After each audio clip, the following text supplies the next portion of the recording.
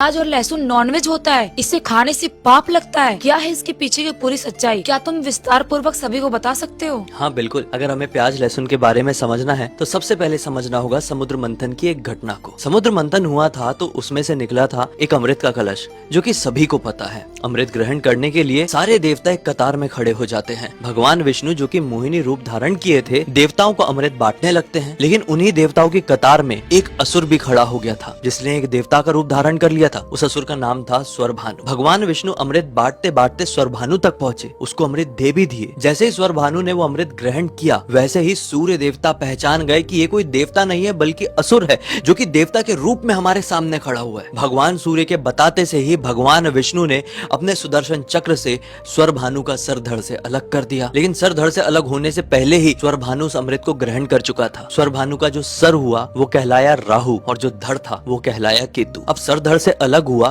तो खून तो गिरना ही था। जो सर से खून जमीन पर गिरा उससे उत्पत्ति हुई प्याज, और जो धड़ से खून गिरा उससे उत्पत्ति हुई लहसुन। अब बात करें अपने नॉर्मल दुनिया की, तो प्याज और लहसुन खाने से ना शरीर में बहुत ज्यादा गर्मी बढ़ती है। लेकिन इसमें अमृत के भी तो गुण है, क्योंकि स्वरभानु अमृत ग्रहण कर चुका था और उसके खून से प्याज और लहसुन की उत्पत्ति हुई थी। इसलिए गर्मी बढ़ाने के साथ साथ ये शरीर में बहुत ज्यादा पॉजिटिव रिजल्ट्स भी देते हैं। लेकिन जो भी आहार शरीर में इस प्रकार से गर्मी को या उत्तेजना को बढ़ाते हैं, उन्हें तामसिक भोजन की श्रेणी में डाला जाता है। तो बात करें गीता जी की, तो उसमें साफ साफ लिखा हुआ है कि भोजन 3 प्रकार के होते हैं। एक होता है सात्विक, एक होता है तामसिक और एक होता है राजसिक। अब कौन सा खाना खाएं, कौन सा खाना ना खाएं, ये गीता जी में कतई नहीं बताया गया है। ये पूरी तरह से एक इंसान के ऊपर डिपेंड करता है कि उसे कैसा आहार खाना है और किस तरह से जीवन व्यतीत करना है। इतना जरूर है, जो सात्विक भोजन करते हैं उनका कॉन्शियस माइंड और सबकॉन्शियस माइंड बहुत अच्छे से मेल जोल में रहता है।